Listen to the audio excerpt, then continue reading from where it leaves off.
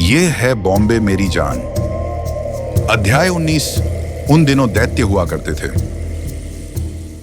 दोपहर के 3:30 जब तीखी धूप की किरणें खिड़की के कांचों से होते हुए कर्नल की लाइब्रेरी की चमचमाती हुई जमीन पर हीरे की आकृतियां बना रही थीं और उस विशाल कठोर कमरे को बगीचे की आलसी गर्माहट का कुछ एहसास दे रही थीं, 5 आदमी भारी मेज के चारों ओर खड़े थे, जिस पर एक ऐतिहासिक दस्तावेज की पीली लंबी पट्टी फैली हुई थी। महल में सुखद सन्नाटा था। बेलों में पक्षी चहचहा रहे थे और एक भौंरा खिड़की के कांचों से टकरा रहा था, लेकिन मोटी दीवारें घरेलू हलचल की किसी भी आवाज को भीतर आने से रोक रही थीं। हवा में पुराने चमड़े की जिल्द वाली किताबों की हल्की सी बांसी गंध घुली हुई थी, जो खिड़की के बाहर फूलों की भीनी खुशबू के साथ मिलकर एक आनंददायक वातावरण बना रही थी। वह विशिष्ट आगंतुक एक लंबा धूसर बालों वाला व्यक्ति, जिसकी नीली आंखें ठंडी थीं और जिसकी आवाज सूखी और छोटी सी थी, औपचारिक ढंग से खांसा। मुझे पूरा यह दस्तावेज पढ़ने की जरूरत नहीं है कर्नल। आखिरकार हम इसे पहले कई बार साथ पढ़ चुके हैं। यह आदमी को बूढ़ा महसूस कराता है। हर बार पढ़ने का मतलब है कि एक और दशक बीत गया। उसने एक लंबी सांस ली और भैरवनाथ मुखर्जी और प्रोफेसर की ओर एक हल्की अप्रत्याशित रूप से संकोच भरी मुस्कान फेंकी, जो एक दूसरे के बगल में खड़े थे। बूढ़ा अमेरिकी सजग और गहराई से रुचि ले रहा था, लेकिन उसका साथी भैरवनाथ अपनी टाई से असहजता से खेल रहा था और उसके सौम्य मिलनसार चेहरे पर एक लगभग मूर्खतापूर्ण मुस्कान थी। प्रतीक भाई अपने पिता की कुहनी के पास खड़ा था। उसका युवा चेहरा अत्यंत गंभीर था और उसके हाव भाव में घबराहट की स्पष्ट झलक थी। श्रीमती रहीमतुल्ला चिनॉय की मृत्यु की रात जब वह पहली बार उस गुप्त कक्ष में गया था, उसकी स्मृति अभी भी उसके मन में ताजा थी। स्वयं सर दक्षेश भाई प्रमोद भाई पटेल भैरवनाथ मुखर्जी या प्रोफेसर के देखने के हिसाब से पहले से अधिक मानवीय लग रहे थे। अपने बेटे के साथ कमरे के रहस्य को साझा करके ऐसा लग रहा था जैसे उन्होंने उस बोझ को आधा कर दिया हो, जो अकेले उनके लिए कुछ ज्यादा भारी था। मुझे लगता है कि यह एक अनुच्छेद ही पर्याप्त होगा, आगंतुक ने कहा और अपनी तर्जनी शीट के नीचे एक लाल रेखा पर रखी। उसने फिर गला साफ किया और बिना भाव के धीमी रूखी आवाज में पढ़ने लगा। और महामहिम महारानी या उनके उत्तराधिकारियों का यह प्रतिनिधि यदि साथ आया हो तो गृहस्वामी और उसका ज्येष्ठ पुत्र, बशर्ते कि उसकी आयु उपयुक्त हो, उसे उस कक्ष में ले जाएंगे और उसे दिखाएंगे तथा उसकी संतुष्टि के लिए प्रमाणित करेंगे कि जो खजाना वे क्राउन की ओर से अपने पास रखते हैं वह पूर्ण है और उसमें कोई दोष नहीं है, ताकि हमें यह पता चले कि उन्होंने अपनी निष्ठावान और पवित्र जिम्मेदारी को निभाया है। यह कार्य दिन के उजाले में किया जाएगा, ताकि ना तो मोमबत्ती और ना ही दीपक की आवश्यकता हो, जिससे उस पात्र की वास्तविक स्थिति स्पष्ट हो सके। अतिरिक्त रूप से हम यह भी आदेश देते हैं कि संकट के समय या जब पटेल हाउस संकट में हो तो गृहस्वामी 2 साक्षियों को उनके साथ जाने की अनुमति देगा, जो कि मजबूत और सच्चे पुरुष हों और जिन्होंने खजाने और उसके रखरखाव की विधि के संबंध में विश्वास और पूर्ण गोपनीयता की शपथ ली हो। हमारे हस्ताक्षर और मुहर के अंतर्गत इस दिन वगैरह। मुझे लगता है कि इससे मामला स्पष्ट हो जाता है कर्नल। उसकी शांत आवाज धीरे धीरे समाप्त हो गई और फिर वह उस चर्मपत्र को मोड़ते हुए अपने मेजबान को लौटा दिया, जिसने उसे मेज पर रखे एक डिस्पैच बॉक्स में बंद कर दिया। आगंतुक ने भैरवनाथ मुखर्जी और प्रोफेसर की ओर मुड़ते हुए कहा, मजबूत और सच्चे पुरुष। बिल्कुल, मैं समझता हूं मेरे प्रिय भैरवनाथ कि यदि तकनीकी दृष्टि से देखा जाए तो जब पटेल हाउस संकट में हो जैसे दिन अब अतीत की बात है, लेकिन मैं पूरी तरह कर्नल से सहमत हूं कि इन परिस्थितियों में हमें इस पुरातन शैली के नियम में कुछ लचीलापन दिखाना चाहिए।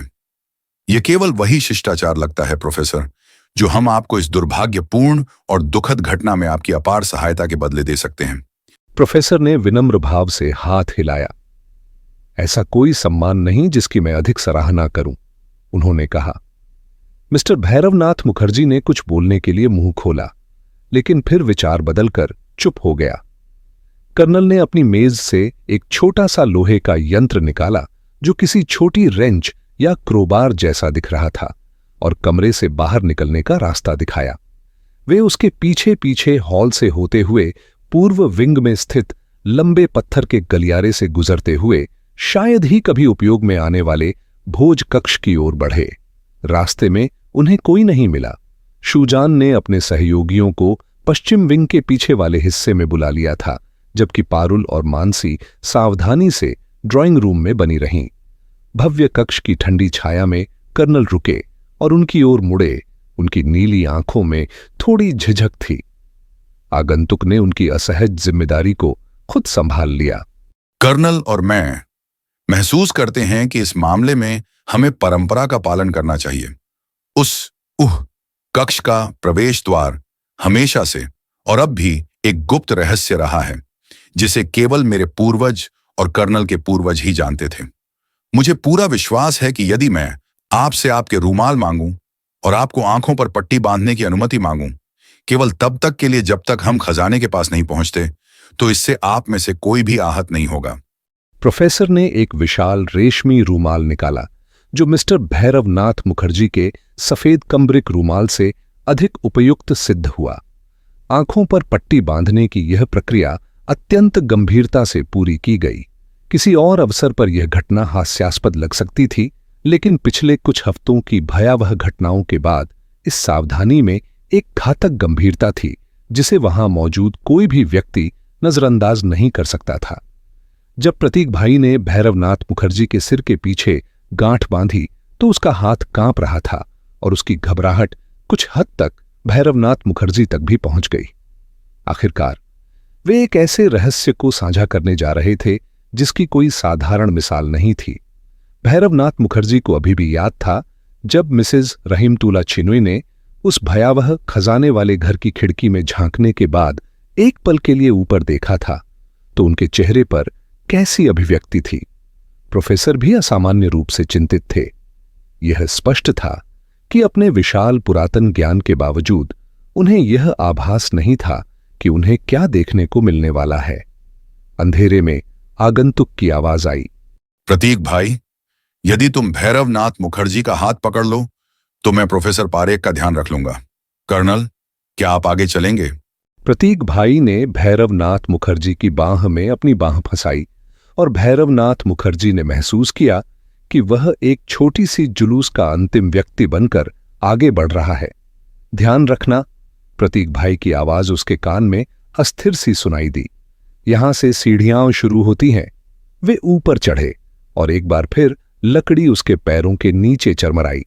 उन्होंने खामोशी में चढ़ाई की, जो एक लंबे समय तक चली मालूम होती थी। इतने मोड़ थे कि उसने दिशा बोध लगभग तुरंत खो दिया। उसने अपने जीवन में कई विचित्र अनुभव झेले थे, लेकिन यह अजीब रुक रुक कर आगे बढ़ने वाली यात्रा उससे कहीं अधिक अस्थिर कर देने वाली थी।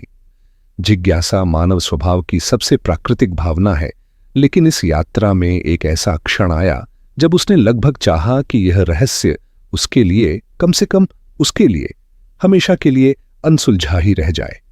उसे प्रोफेसर की सांसों की तेज आवाज सुनाई दे रही थी और वह जानता था कि यह बूढ़े व्यक्ति को सीढ़ियां चढ़ने में हुई कठिनाई नहीं थी। प्रतीक भाई की पकड़ उसके हाथ पर कस गई। रुको, उसने इतनी धीमी आवाज में कहा कि वह मुश्किल से सुनाई दी। फिर एक विराम आया और वे आगे बढ़े। सीढ़ियां समाप्त हो गई थीं और वे पत्थर की जमीन पार कर रहे थे। फिर एक बार फिर रुकना हुआ। हवा अब भी ताजी लग रही थी और पक्षियों की चहचहाहट बहुत पास से सुनाई दे रही थी। कदम, प्रतीक भाई ने फुसफुसाकर कहा जब जुलूस फिर से शुरू हुआ। सिर नीचे रखना, अब मुझे तुम्हारे पीछे आना पड़ेगा। मिस्टर भैरवनाथ मुखर्जी ने खुद को एक संकरी पत्थर की गोल सीढ़ियों पर चढ़ते हुए पाया और यहां हवा कम हो गई थी और मसालों की हल्की सी, लगभग न पकड़ी जा सकने वाली गंध थी। उसने पत्थर पर लोहे के घर्षण की आवाज सुनी और एक समतल जमीन पर कदम रखा। प्रतीक भाई उसके ठीक पीछे था और फिर एक बार लोहे के घर्षण की आवाज आई और फिर पूर्ण सन्नाटा। उसने अपने सिर की खाल में झुंझुनाहट महसूस की।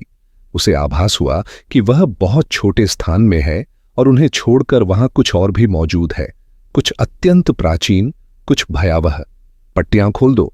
वह कभी यह तय नहीं कर पाया कि यह आवाज कर्नल की थी या आगंतुक की, आवाज पहचान में नहीं आ रही थी। उसने प्रतीक भाई की बर्फ जैसे ठंडी उंगलियों को अपने सिर के पीछे की गांठ खोलते हुए महसूस किया। फिर कमरिक की पट्टी उसकी आंखों से फिसल गई। सबसे पहले जो चीज उसे महसूस हुई वह कमरे में फैली एक असाधारण रक्तिम रोशनी थी और वह सहज रूप से उसकी ओर मुड़ा। वह रोशनी एक गोल खिड़की से आ रही थी जिसकी मोटी पत्थर की चौखट थी और जिसे किसी समय पर रक्त लाल कांच से सील कर दिया गया था। बाहर की धूप बहुत तीव्र थी जिससे वह छोटा सा कक्ष चमकते लाल कणों से भरा हुआ प्रतीत हो रहा था। भैरवनाथ मुखर्जी ने खिड़की से मुंह मोड़ा और चौंक कर पीछे हट गया। पटेल का रहस्य प्रकट हो चुका था। खिड़की के ठीक नीचे जहां रोशनी सीधे पड़ रही थी, एक छोटा पत्थर का वेदी मंच बना हुआ था और उसके सामने, उस झुकी हुई भीड़ के ठीक सामने, एक योद्धा की पूरी टूर्नामेंट कवच पहने आकृति घुटनों के बल बैठी हुई थी। जब भैरवनाथ मुखर्जी ने देखा उसकी गर्दन की नसें जोर से धड़क रही थीं, तो रोशनी उस आकृति पर केंद्रित होती जान पड़ी। वह एक विशाल काय व्यक्ति था और पहले तो भैरवनाथ मुखर्जी को लगा कि यह केवल एक असाधारण आकार की काली कवच है जो किसी पौराणिक कदकाठी वाले व्यक्ति के लिए बनाई गई थी। लेकिन जैसे ही उसकी दृष्टि धीरे धीरे नीचे की ओर गई, उन विशाल लोहे के टुकड़ों से होती हुई कलाई तक पहुंची, उसने उन मानवीय हाथों की एक झलक देखी, मुरझाए हुए, पीले और उलझी हुई विलो जड़ों जैसे विकृत। उनके बीच वेदी पर टिका हुआ था पटेल का चैलिस, जिसका इतिहास किंवदंती के पर्दे के पीछे खो चुका था। यह एक छोटा उथला कटोरा था, लाल सोने का बना हुआ, जो रोमन लोगों के आने से पहले अंग्रेजी पहाड़ी नदियों से धोकर निकाला गया था। एक छोटा उथला कटोरा जिसकी हथौड़े से बनी दीवारों पर एक लंबे समय पहले मर चुके सुनार की चोटों के निशान थे और जिसके लाल हृदय में बिना कटे माणिकों का एक गुच्छा रक्त की तरह फैला हुआ था। अब भी उस पहले मेसायर पटेल द्वारा संरक्षित, जिसने सैंक्चुअरी को उसका नाम दिलाया था। भैरवनाथ मुखर्जी ने धीरे धीरे अपनी आंखें उस आकृति के सिर की ओर उठाईं और यह देखकर राहत महसूस की कि वाइजर नीचे था। सिर पीछे की ओर झुका हुआ था, मूक लोहे का चेहरा उस गोल खिड़की की ओर उठा हुआ था जिससे मिसेज रहीमतुल्ला ने झांका था। उस छोटे कक्ष में, जिसकी दीवारों पर प्राचीन भित्तिचित्र थे और जिसका फर्श रंगीन टाइलों और धूल से भरा था, पूर्ण सन्नाटा था। जिससे वे अंदर आए थे वह द्वार पत्थरों में छुपा हुआ था।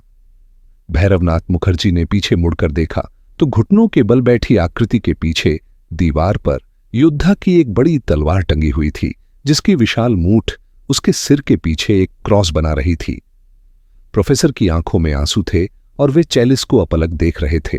उसकी सुंदरता को दिया गया यह स्वतः स्फूर्त श्रद्धांजलि उन्होंने छिपाने की कोशिश भी नहीं की।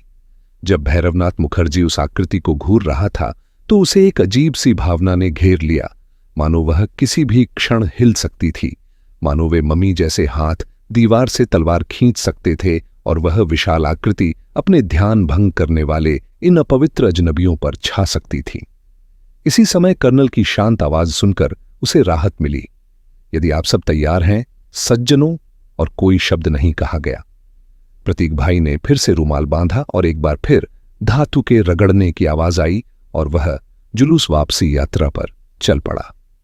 प्रोफेसर सीढ़ियों पर एक दो बार लड़खड़ाए और भैरवनाथ मुखर्जी को महसूस हुआ कि उसके अपने घुटनों में भी थोड़ी कमजोरी थी।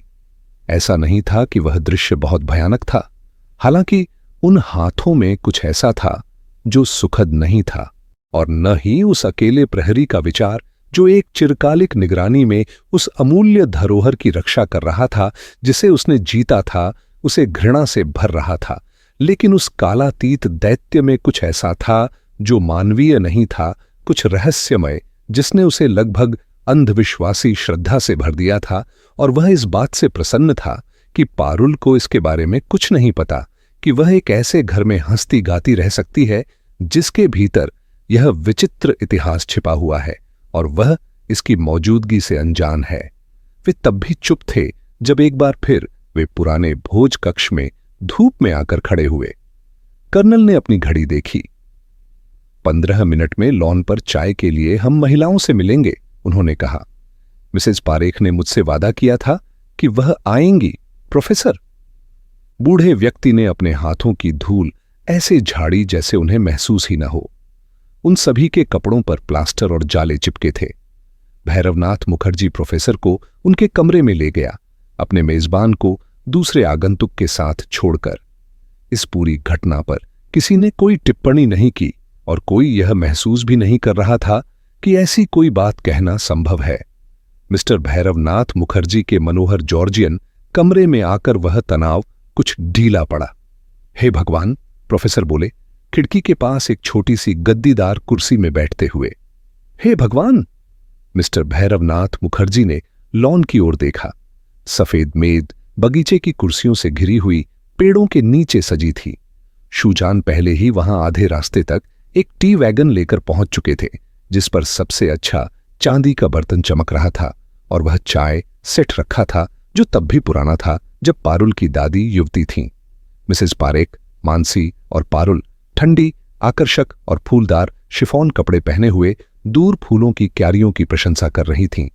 यह एक सुंदर 20वीं सदी का दृश्य था, शांत, अवर्णनीय रूप से सुखद और उस संसार से अविश्वसनीय रूप से भिन्न जिसे वे अभी छोड़कर आए थे। जब शूजान ने मेज सजाना शुरू किया तो चीना मिट्टी के बर्तनों की झंकार उन्हें भली लगी। उन्हें लुग के अचानक अनौपचारिक प्रवेश ने चौंका दिया। उसके हाथ में एक ट्रे थी जिस पर गिलास, सोडा सिफोन और एक डिकेंटर रखा था। शूजान ने मुझे ये ऊपर लाने भेजा, उसने टिप्पणी की। आपको लेना ही चाहिए। दिन के किसी भी समय एक B&S ब्रांडी एंड सोडा आपके लिए अच्छा रहता है। यहां तक कि प्रोफेसर, जो अपनी पत्नी के सिद्धांतों के कारण प्रतिदिन केवल एक व्हिस्की सोडा तक सीमित रहते थे, ने भी आभार भाव से वह पेय स्वीकार कर लिया। लुग वहां टिका रहा, मानो बातचीत शुरू करने का अवसर ढूंढ रहा हो। नीचे ये लोग हिजनिब्स का पूरा मान कर रहे हैं, उसने कहा। मैं उस लड़की की मदद कर रहा था जो मुझे पसंद आई थी, सारी दोपहर चांदी के बर्तन चमकाने में। बूढ़ा शूजान अपनी आंखें मुझसे हटाने को तैयार ही नहीं था।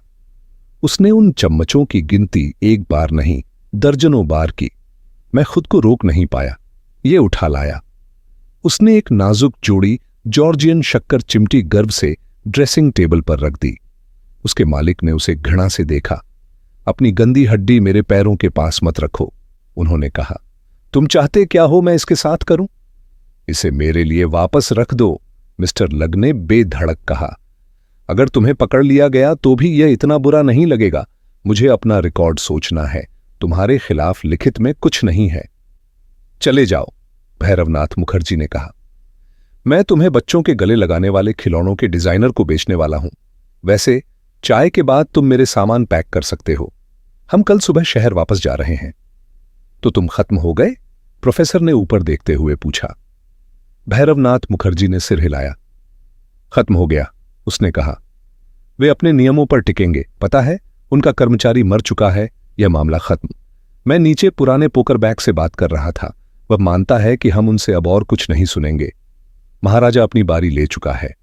वे अपराधी से ज्यादा कला के जानकार हैं। देखो, यह बिल्कुल भी उनकी सफलता नहीं है, इसलिए मुझे लगता है कि वे थोड़े समय के लिए फिर से महाद्वीपीय संग्रहालयों पर ध्यान देंगे।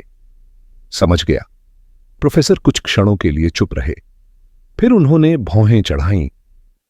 मैं सोचता हूं, वे शुरू हुए और हिचकिचाए। भैरवनाथ मुखर्जी ने अनकहे विचार को समझा जैसा लगा, क्योंकि वह लग की ओर मुड़ा। तुम ऑड्रे के पास वापस जा सकते हो, उसने कहा, और कोई चोरी करोगे तो मैं उसे तुम्हारे तकिए के नीचे रखे ग्रेटा गर्बो की तस्वीर के बारे में बता दूंगा। जब दरवाजा निराश और फिर भी जिज्ञासु लग के पीछे बंद हुआ तो प्रोफेसर चुप रहे और भैरवनाथ मुखर्जी बोलते गए। मुझे समझ नहीं आया कि मेरे नीचे वाले कीमती बॉस ने शुरुआत में दूसरे चैलिस के बारे में क्यों नहीं बताया, उन्होंने कहा। अब मुझे समझ आ रहा है। वह बहुत रूढ़िवादी सोच वाला आदमी है और उस भव्य गुप्तता की कसम के बाद मुझे लगता है उसने सोचा होगा कि उसके पास कोई विकल्प नहीं कि मुझे खुद ही इसे पता लगाना पड़े। इससे शुरुआत में चीजें जटिल हो गईं, लेकिन मुझे यकीन नहीं कि यह अंततः हमारे लिए आसान नहीं बना। प्रोफेसर अनायास सिर हिलाए। उनका मन अभी भी दोपहर के अनुभव में डूबा था। क्या सुंदर सुंदर वस्तु है, उन्होंने कहा। मैं थोड़ा अमानवीय लग सकता हूं, लेकिन जब मैंने आज उस चैलिस को देखा तो मुझे लगा कि शायद पिछले 1550 वर्षों में उसने उन चोरों और जलनालू लोगों की जान ली होगी जो इसे देखते थे। भैरवनाथ मुखर्जी, क्या तुम जानते हो, मुझे लगा कि यह इसके लायक था। मिस्टर भैरवनाथ मुखर्जी ने कोई जवाब नहीं दिया। उसके मन में एक विचार घूम रहा था जो तब से परेशान कर रहा था जब वह और अन्य लोग उस छोटे रंगीन कक्ष में खड़े थे, चैलिस और उसके रक्षक को देखते हुए। मिसेज रहीमतुल्ला ने जब खिड़की से झांका तो उसने क्या देखा जो उनके अनुभव से अलग था। वह कोई डरपोक महिला नहीं थी, न ही उनकी सोच कल्पनाशील थी। वह बिना सोचे समझे बोल पड़े। उसने खिड़की से क्या देखा था? उसने नहीं क्यों कहा? उसने किससे कहा? क्या था जो उसे छोड़ने पर मजबूर कर गया? वह रुके। बाहर लॉन पर महिलाओं की बातचीत करीब आ रही थी। मिस्टर भैरवनाथ मुखर्जी अभी भी उलझन में थे। मुझे समझ नहीं आ रहा, उन्होंने कहा। प्रोफेसर ने ऊपर देखा। ओह, वह, उन्होंने कहा। यह बिल्कुल साफ है। रोशनी सीधे उस आकृति पर पड़ रही थी। सिर खिड़की की ओर उठा हुआ था, अगर तुम्हें याद हो। हां, लेकिन मिस्टर भैरवनाथ मुखर्जी ने कहा और चुप हो गए। हां, प्रोफेसर ने विचारपूर्ण कहा। मुझे लगता है यह बिल्कुल स्पष्ट है। जन्मदिन की रात जब उसने झांका तो वाइजर ऊपर था। उसने उसका चेहरा देखा। मुझे डर है कि वह बहुत ही चौंकाने वाला दृश्य हो सकता है। लेकिन उसने बात की, मिस्टर भैरवनाथ मुखर्जी ने कहा। उसने ऐसा बोला जैसे किसी का जवाब दे रही हो। और मैंने कुछ सुना, मैं कसम खाता हूं। प्रोफेसर अपने कुर्सी में आगे झुके और असाधारण जोर से बोले। मेरे बहुत प्रिय लड़के, उन्होंने कहा, मैं यह कहूंगा, इन चीजों पर ज्यादा सोच विचार करना ठीक नहीं होता। नीचे हॉल में गोंग की मधुर टंकार चुप्पी में टूट गई। नमस्ते प्यारे दोस्तों, स्वागत है विस्पर्ड मेलोडीज एंड टेल्स में, जहां संगीत और कहानियां एक नई जिंदगी पाती हैं। अगर आपको दिल को छू लेने वाले गीत और मनमोहक कहानियां पसंद हैं तो आप बिल्कुल सही जगह पर हैं। तो जल्दी से सब्सक्राइब बटन दबाएं और बेल आइकन को टैप करें ताकि हर नया गाना और कहानी आप तक सबसे पहले पहुंचे। अगर आपको ये पसंद आया हो तो लाइक बटन दबाना ना भूलें। आपका एक लाइक हमारे लिए बहुत मायने रखता है और हमें और बेहतरीन कंटेंट बनाने के लिए प्रेरित करता है। आपके प्यार और सपोर्ट के लिए धन्यवाद। इसी तरह हमारे साथ बने रहें, सपने देखें, सुरों में खो जाएं और कहानियों की दुनिया में डूब जाएं। मिलते हैं अगले वीडियो में।